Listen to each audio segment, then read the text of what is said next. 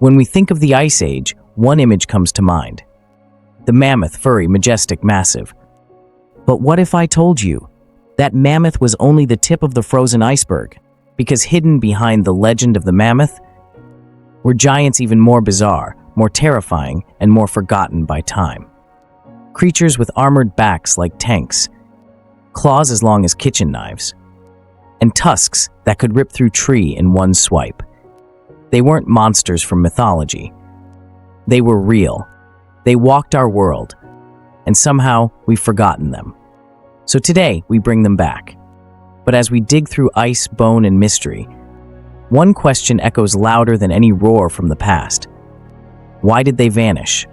And what warning did they leave behind? Chapter 1. The Other Elephant. Meet the Mastodon. You've seen mammoths, but have you met their angrier cousin? Mastodons weren't just smaller mammoths. They were a completely different branch of the elephant family tree. Shorter, stockier, built not for open tundra, but for crushing their way through ancient forests. And their tusks, they didn't curve like a mammoth's. They pointed forward like spears, weapons for breaking branches, stripping bark, and maybe even fending off predators. Unlike mammoths, which grazed in the open, mastodons were forest-dwelling bruisers. They preferred solitude, and unlike their cousins, they didn't follow the cold. They adapted to warmth, trees, and swampy terrain. Their molars, designed for chewing coarse vegetation, twigs, leaves, even pine cones. More like modern elephants, but tougher, like biological blenders. For over 20 million years, they ruled North America. Until they didn't. Around 11,000 years ago, the mastodons vanished. No grand war, no comet, just gone. And here's the mystery. Why were mastodons hit harder by extinction than mammoths? Was it human hunting, climate change, or something stranger? Chapter 2. The Armored Tank. Rise of the Glyptodon. Imagine an armadillo the size of a car. That's not a fantasy creature, that's a Glyptodon. Covered in a thick domed shell made of over 1,000 bony plates, this beast was a walking fortress. But don't let its slow steps fool you. Glyptodons had a tail like a medieval mace, sometimes tipped with spikes. One swing could shatter bone. They weren't predators. They didn't need to be. Just staying still was enough defense. Living mainly in South America, they roamed wetlands and grasslands, grazing like armored cows. They could weigh over 2 tons. Yet, they were gentle giants, herbivores that shaped the landscape with their movements. Their closest living relative, the armadillo, a creature barely the size of a house cat. Imagine that contrast, cat-sized survivor and its tank-sized ancestor. But as the Ice Age ended, something shifted.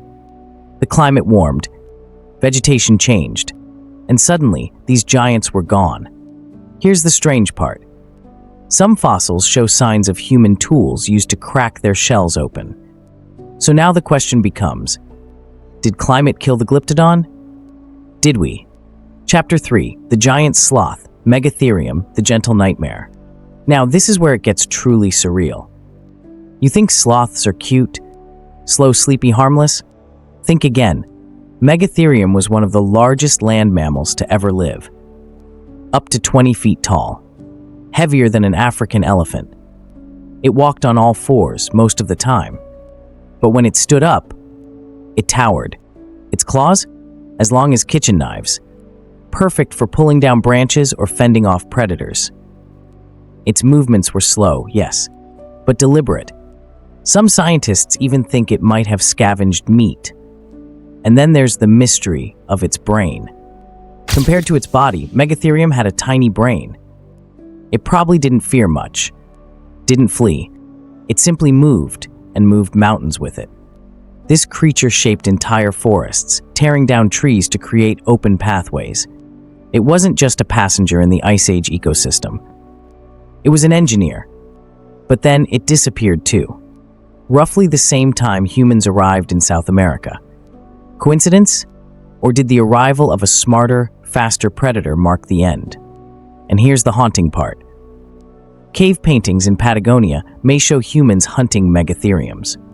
a creature that could crush a person in a single swipe, being brought down by teamwork, spears, and fire. Which leaves us wondering, did we really defeat the gentle giant, or did something else break its world beyond repair? Chapter 4, Ghosts in the Ice, What We're Still Discovering. We think of extinction as final, but the Ice Age isn't quite over.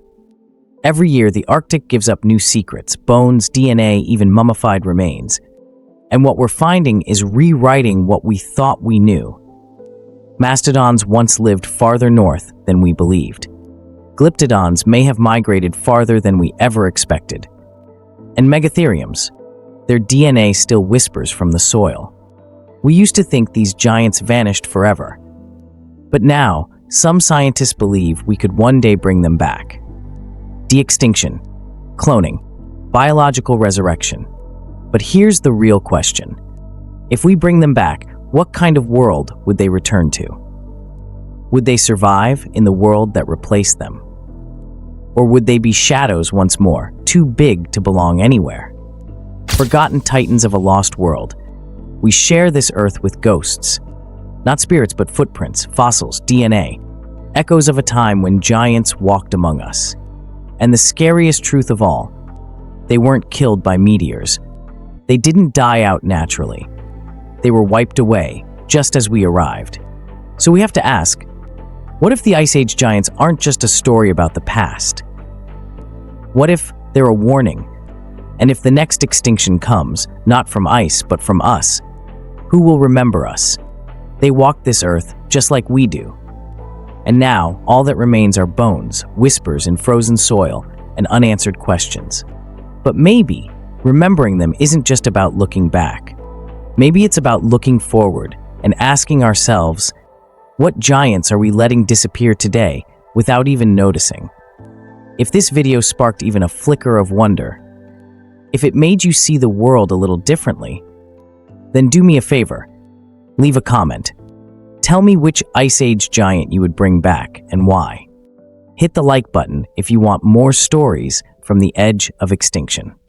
And most of all, subscribe and join this journey into the forgotten corners of deep time, strange science, and the vast unknown. Because we're just getting started. And the next mystery might be even weirder. See you in the next one.